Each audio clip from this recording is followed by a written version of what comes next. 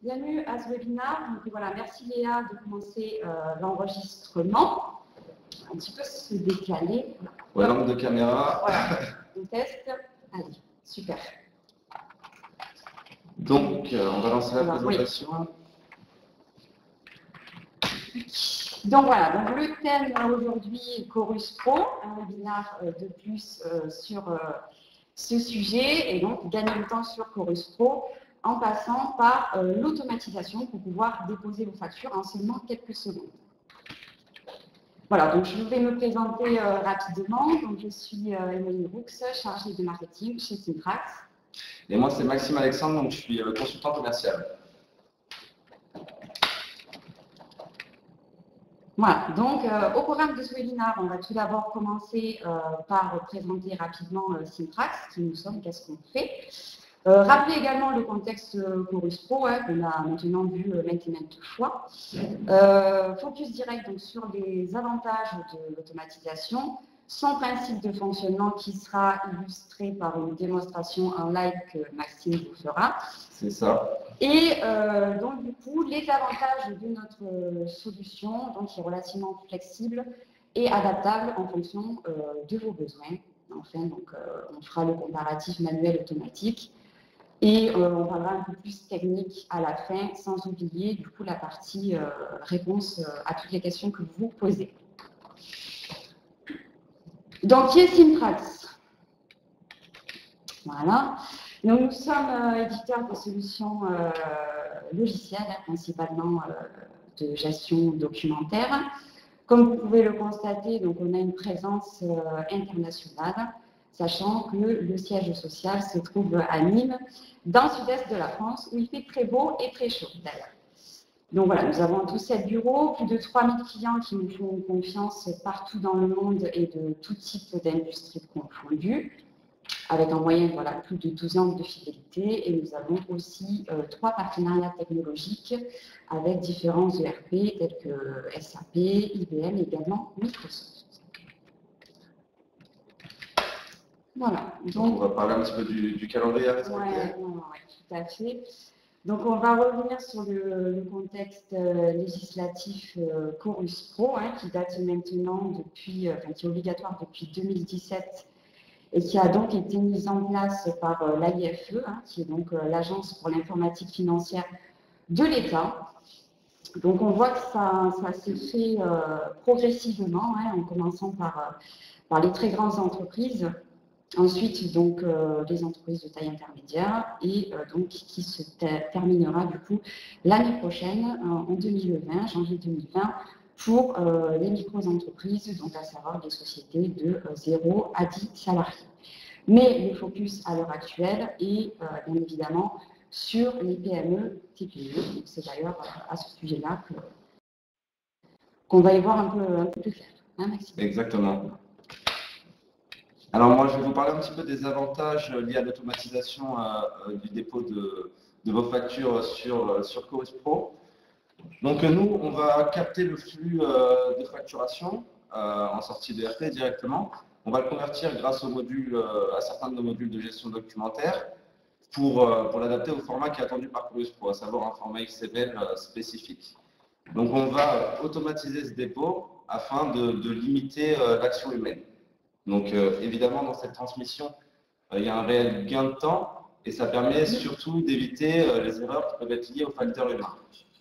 Donc, afin de limiter aussi les erreurs, on va effectuer un certain nombre de vérifications. Vous devez commencer à être familier avec ces termes. On va effectuer des vérifications sur le numéro de SIRET, sur le numéro d'engagement juridique, sur le code service et toutes les informations obligatoires demandées par Chorus. Donc, toutes ces vérifications et cette automatisation va garantir la conformité des factures qui sont transmises à Chorus Pro. Donc, cette conformité, ça va amener plus de rapidité, notamment, ça évitera les allers-retours quand il y a une incohérence d'information entre les établissements publics et vous-même. Et surtout, cette rapidité, ça va permettre de raccourcir les délais de paiement et puis de maximiser le flux de trésorerie. On va pouvoir notamment suivre l'évolution du statut des factures directement depuis une interface que je vais vous présenter dans un instant. Et puis, pour finir, on a fait une solution vraiment universelle et accessible qui s'adapte vraiment à tout type d'ERP, sur tout type de format de sortie de facture.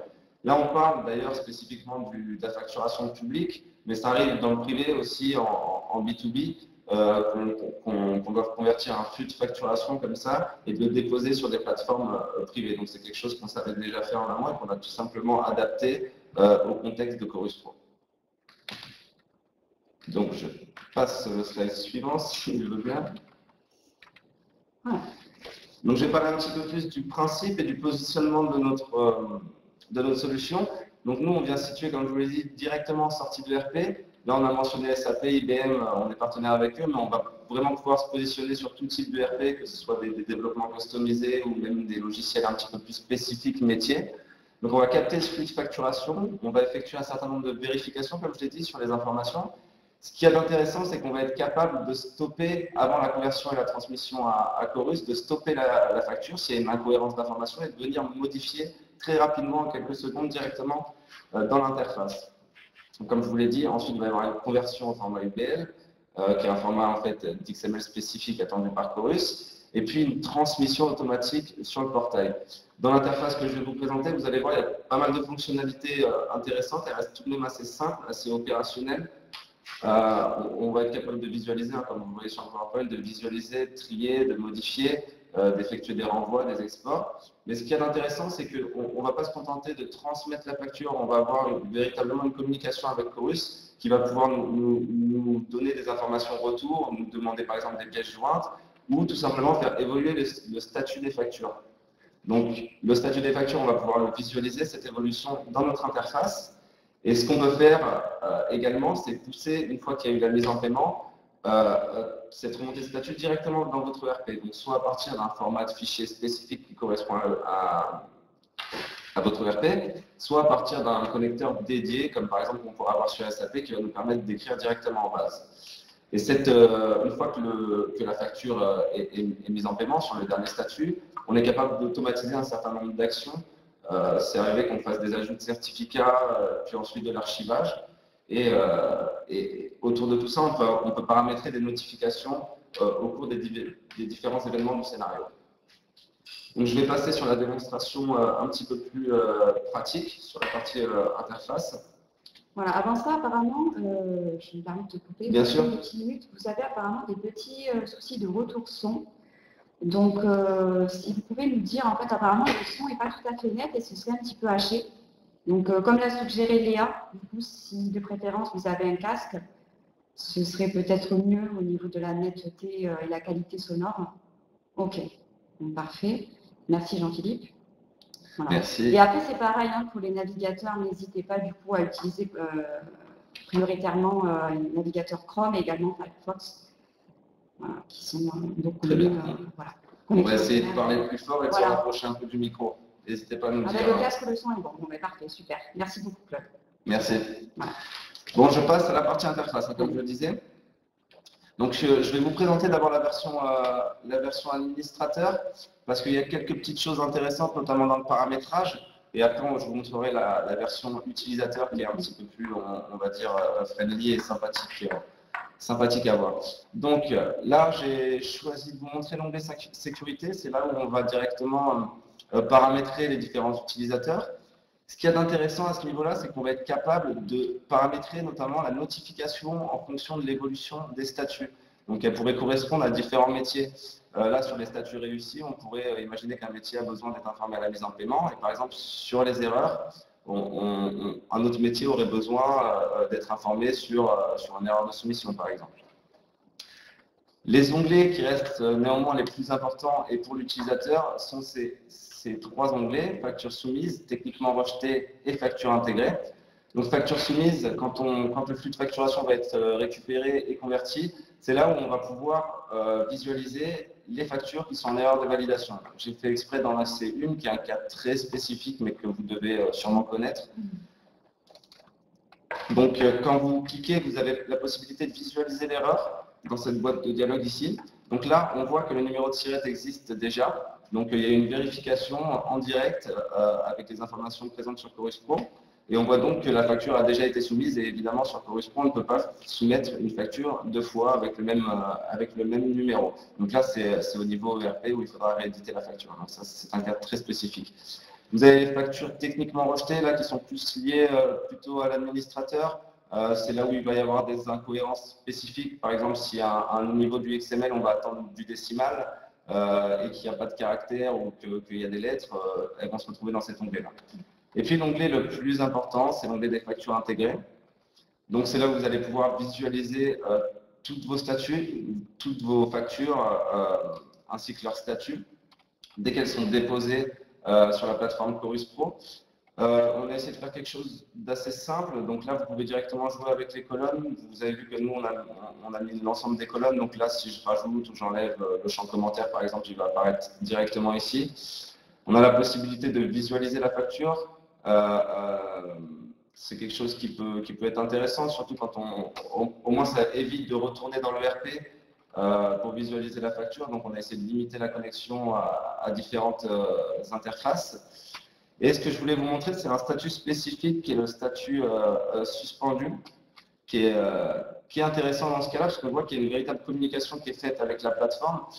Si on prend la liste d'événements, elle a été déposée à 10h05 le 24 avril. Elle a été mise à disposition du destinataire quelques minutes après.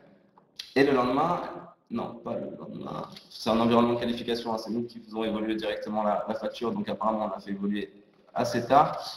Elle a été suspendue. Donc là, on a un commentaire suspendu en attente d'ajout de pièce jointe. Donc, ce qu'il y a d'intéressant, c'est qu'on va être capable directement de venir ajouter la pièce jointe depuis l'interface. Donc pareil, ça limite la connexion aux différents environnements. Et très récemment, on a ajouté une nouvelle fonctionnalité. On essaie d'évoluer avec les retours de nos clients. Comme on arrive sur la fin du calendrier, il y a pas mal de clients qui avaient déjà déposé manuellement des factures sur Chorus Pro. Donc, on a rajouté la possibilité d'importer d'anciennes factures. Donc, on choisit la période, le numéro de SIRET correspondant à votre entreprise. Si vous avez des filiales, il peut y en avoir plusieurs. D'ailleurs, ils peuvent être répartis en fonction des différents métiers. Donc, c'est quelque chose d'assez intéressant. Donc, vous voyez, on a récupéré les flux de factures déjà déposés, on peut les sélectionner dans leur globalité ou individuellement, et puis on pourra les suivre avec les autres dans l'interface. Donc, au niveau des fonctionnalités, c'est tout, c'est assez basique, opérationnel. On a travaillé avec nos clients pour essayer de développer quelque chose de plutôt simple. On a la possibilité notamment d'exporter les factures et puis finalement si vous avez une recherche à faire sur les informations des entités publiques, on a accès direct à l'annuaire FAR37 qui est mis à disposition par l'État. Et vous voyez que là par exemple sur le CHU de Nîmes, j'ai pris un exemple local, on va être capable de voir le numéro de SIRET, de voir les informations notamment qui sont obligatoires, puisque ce n'est pas toutes les entités publiques qui demandent l'engagement juridique ou le code service. Là, on voit qu'il est obligatoire. Donc ça peut aider. C'est dans cet annuaire-là qu'on vient vérifier les informations, et puis on vient aussi notamment les vérifier en direct avec les API Chorus Pro. Donc, on va passer à un cas vraiment concret. Je vais simuler l'émission de 2 factures. Donc, je vais faire ça de suite depuis notre environnement de test qui est SAP. Comme je vous l'ai dit, ça pourrait être n'importe quel ERP. Je vais mettre une facture pour laquelle il n'y a pas d'erreur qui va passer directement. Donc, et une autre facture pour laquelle on a fait exprès d'oublier une information. Donc, je vais vous montrer le traitement au cas où il y a un problème de cohérence des informations. Alors, voilà, j'ai mis les 2 factures. On va retourner donc sur Chorus. On retourne sur l'onglet factures soumises, comme je vous l'ai dit.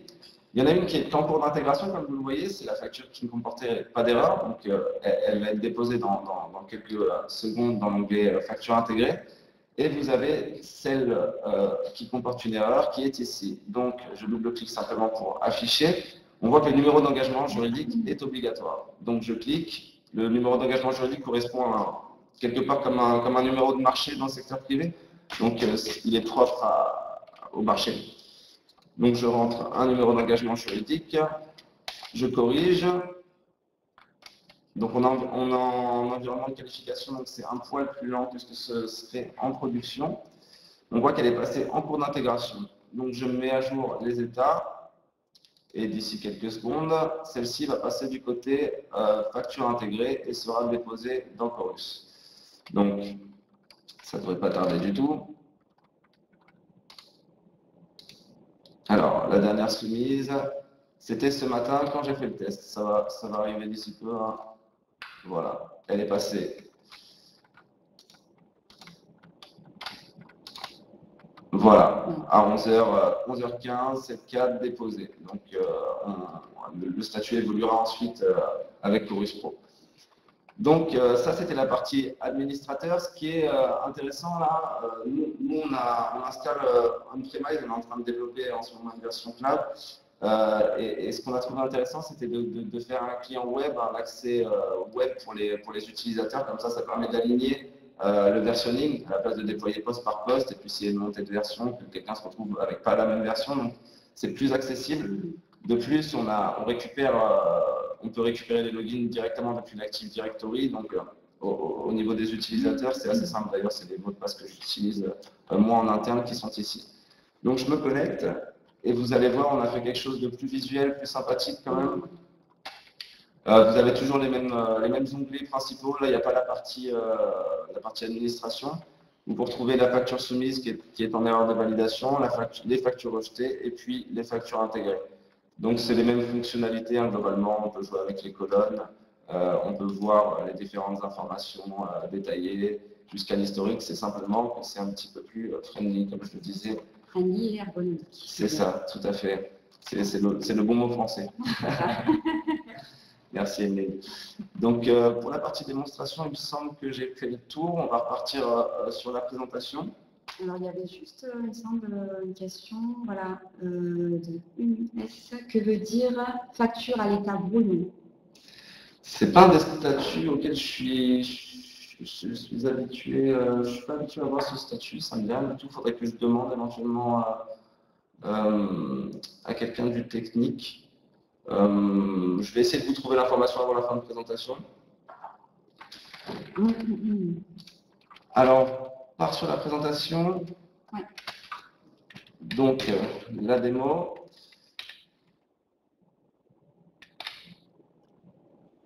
Donc, on est vraiment, comme je le disais, sur une solution flexible. Donc, on a travaillé avec les plus gros clients qui avaient leur obligation en 2017. On a travaillé avec eux dès 2016 parce qu'en fait, on travaillait déjà, comme je vous l'ai dit, sur la gestion documentaire. Donc, on a développé un peu conjointement notre solution pour l'adapter vraiment aux besoins opérationnels de l'entreprise et pas faire quelque chose par les développeurs, pour les développeurs. Donc, c'est vraiment quelque chose qu'on a essayé de faire assez simple, vous avez vu durant la démonstration. Ensuite, comme le calendrier prévoit une obligation pour les plus petites structures, on a dû notamment adapter nos tarifs parce qu'il y a une volumétrie qui est plus basse. Donc désormais, on propose des tarifs correspondant à la volumétrie. Et puis par contre, pour les grosses entreprises qui ont trop de volumétrie, on a des tarifs figés. Mais on estime que le retour sur investissement via notre solution est bénéfique à partir d'une cinquantaine de documents environ par mois. Après, c'est quelque chose d'assez tangible parce que ça va dépendre du montant de la facture, mais globalement, en moyenne, à partir d'une cinquantaine de factures mensuelles, ça devient assez compliqué manuellement et le retour sur investissement est bénéfique. Donc, comme je disais, tu voulais ajouter quelque chose? Non, c'est clair. Comme je disais, on a notre équipe de développement qui est assez flexible. Donc, si c'est pertinent, on ajoute des fonctionnalités, hein, comme ça a été le cas, je vous ai montré avec la récupération du flux de facturation. L'ajout de pièces jointes notamment, le client web qu'on a fait, et puis plus récemment, on est venu maximiser par exemple les règles de vérification pour le calcul de montant de TVA. On a tout simplement vérifié avec le montant hors taxe, le taux, que tout corresponde bien. Donc c'est en fonction des retours clients, on essaie de faire évoluer la solution pour la perfectionner en correspondance avec l'environnement. Et puis, comme je le disais, nos équipes de développement travaillent désormais sur la version cloud qui sera disponible en fin d'été, il me semble. Donc, on essaie de faire bouger un petit peu tout ça en fonction des besoins et des retours qu'on a. Alors, on va passer au comparatif manuel automatique. qu'on va faire avec Emeline directement. Voilà. Donc pour conclure un petit peu et pour rappeler simplement, donc en focusant sur manuel versus automatique. Donc ici, en fait, on a voulu représenter, on va dire, les principaux avantages, hein, au final, en termes de vraiment fonctionnalité. Hein. Donc, côté manuel, donc, si vous n'avez pas beaucoup de solutions d'automatisation, l'inconvénient va être que vous allez devoir passer obligatoirement sur le portail de l'État pour devoir déposer vos factures. Manuellement, évidemment. Et de notre côté, donc, comme vous l'avez vu, les factures, le flux de récupération est capté et en une seconde, les informations sont vérifiées et déposées sur Chorus Pro. Tout à fait. Donc, ce qui fait qu'en déposant, je reprends l'aspect manuel, si vous déposez donc, directement sur le portail de l'État, ça vous demande en moyenne pas mal de temps, hein, comme c'est écrit ici, en moyenne 10 minutes. Pour déposer une facture, donc c'est quand même relativement chronophage. Hein, notamment, je passe au dernier point directement, lorsque c'est le cas d'une facture qui n'est pas conforme. Hein. Dans ces cas-là, vous devez ressaisir à nouveau les informations et vous allez passer au final 2 fois plus de temps. Voilà. Tout à fait. Alors que dans le cas comme on l'a vu, hein, dans le cas d'une facture qui n'est pas conforme, on va pouvoir directement saisir l'information très rapidement dans l'interface.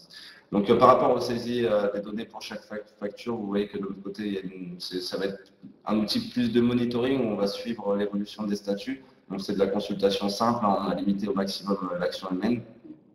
D'un autre côté, côté manuel, il va y avoir éventuellement une mise à jour du logiciel comptable pour faire évoluer le statut de la facture. Nous, on est capable de notre côté de pousser des informations aux différents ERP. Donc, l'astuce étant de tout faire à partir tout est dans l'automatisation, tout simplement. L'interface servira simplement de monitoring et ça limite la connexion aux différents environnements. Donc, on passe à la suite. Ouais. Alors là, on va être plus sur la mise en place du projet. Donc là, j'ai pris le schéma le plus long possible. Donc, au maximum, on sera sur un déploiement sur 4 semaines avec une phase d'analyse, d'installation, de test et de mise en production. Ce n'est pas 4 semaines de travail à temps plein. Ça va être de 5 à 7 jours en fonction des besoins, s'ils sont spécifiques, complexes, ou s'il y a un petit peu de customisation à faire derrière. Puis notamment, il y a un temps d'attente lié au certificat de communication. J'en ai pas parlé, mais pour déposer via API les factures sur Chorus Pro, il faut que Chorus Pro soit en mesure d'identifier votre société.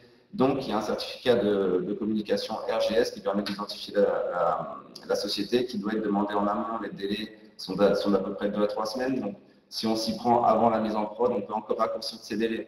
Puis d'autre part, pour correspondre aux plus petites entreprises et encore adapter nos prix, on a créé des prérequis spécifiques. Par exemple, si vous êtes capable de nous fournir un CSV spécifique, on peut réduire tout ça à 2 semaines et sur 3 jours. Donc vraiment, on essaie d'être flexible au maximum et puis de créer quelque chose un petit peu sur mesure. On ne vient pas avec une solution standard qui est délivrée. Tout à fait, on s'adapte. Donc on a fait un petit peu le tour, je pense, au niveau de la solution. Je ne sais pas si vous avez des questions, que ce soit sur le plan technique ou... N'hésitez pas, c'est comment. Donc, ouais. En attendant les questions, parce que je vois qu'il y en a... Ah, si on en a une. C'était... oui, mais du coup... Ah, c'est la réponse. Voilà, on a déjà...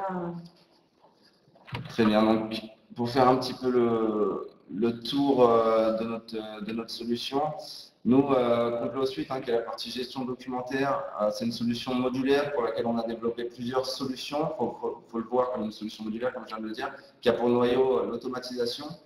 Donc, autour de cette automatisation, on a créé différentes solutions comme la création et la conversion de documents. Donc là, c'est le module qu'on va utiliser pour convertir et transmettre, par exemple, sur Chorus Pro. On développe un maximum de connecteurs. On a parlé du connecteur SAP, mais quand il y a des besoins spécifiques, on est capable de réagir très rapidement. Il me semble que très récemment, on a développé un connecteur spécifique pour Drive ou Amazon, et Amazon d'ailleurs, il me semble.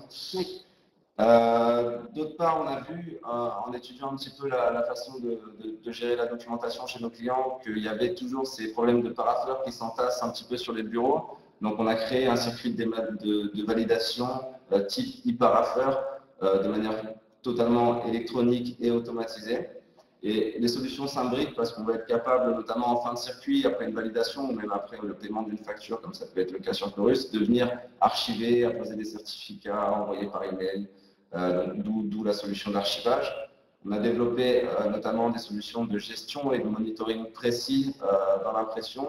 Il y a des industries spécifiques qui peuvent avoir besoin de ce genre de solutions. Et puis finalement, j'en parlais, la diffusion multicanale, que ce soit par email, sur plateforme d'archivage ou encore directement sur du stockage externe. Alors, il y a eu des questions, est-ce que je parle un petit peu? Non. Renaud a répondu à la question qui était posée précédemment. Ouais. On ne voit ce statut que de façon transitoire. Voilà, n'hésitez pas s'il y a des questions. De toute façon, Maxime vous recontactera. Hein. Bien sûr, je vais vous contacter pour faire un petit peu le point sur vos besoins, pour savoir si j'ai été un petit peu, si ça a été intéressant, si ça a été clair. Donc je prévois de faire ça d'ici la fin de semaine. Et puis, on a vos coordonnées à travers Webikio de toute façon.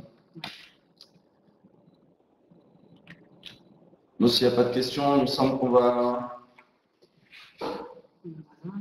Ici, on a quelques références de nos clients Chorus. Hein. Je ne sais pas si tu peux évoquer certains de nos clients qui peuvent être intéressants éventuellement. On a plusieurs clients, notamment moi, je sais que certes, c'est dans mon portefeuille, donc ça c'est un cas qui peut être intéressant parce qu'il y a une filiale qui est sur Montpellier qui a besoin notamment de déposer sur Chorus. Donc on est venu capter directement le flux de la filiale, le dispatcher comme je l'ai montré par numéro de SIRET et puis associer des métiers différents. Donc là c'est un cas un peu de customisation. On pourrait prendre un petit peu ça pour tous nos clients. Je sais que pour la plupart il y a des besoins en entrée parce qu'ils émettent pour le public et reçoivent pour le public. Donc il me semble qu'il y a des choses un petit peu custom qui ont été développées, mais c'est pas mon client, donc je vais avoir un petit peu de mal à en parler. Et puis, de toute façon, le but étant la transmission automatique, mais surtout de s'adapter à l'environnement. Donc, ça reste à chaque fois des cas spécifiques. On va vraiment étudier votre besoin, votre environnement, vos formats de facture. Ils ne sont pas toujours alignés. On va prendre, on va être capable de prendre du XML, etc. Donc, c'est à peu près tout pour les références. Donc, écoutez, en attendant de passer l'été, sachant qu'on fait un webinar par mois via Webikio sur des sujets, pas que facturation électronique, mais aussi divers et variés. Ça peut être notamment sur la validation électronique de documents ou des sujets un peu plus spécifiques à des ERP, par exemple l'adaptation SAP, notamment sur, par exemple, l'enrichissement des documents. Donc, le prochain webinar sera du coup le mois de septembre, à la rentrée. Voilà. Et puis, écoutez, s'il n'y a pas d'autres questions, en attendant, si vous souhaitez avoir un peu plus d'informations concernant nos solutions, n'hésitez pas à visiter notre site internet, également notre blog, et à suivre toutes nos actus sur les réseaux sociaux. Tout à fait. Et puis, comme je l'ai dit, je vous contacterai également. Voilà. Merci beaucoup. Merci. De votre présence. À très bientôt. À très bientôt. Très bonne journée. Au revoir.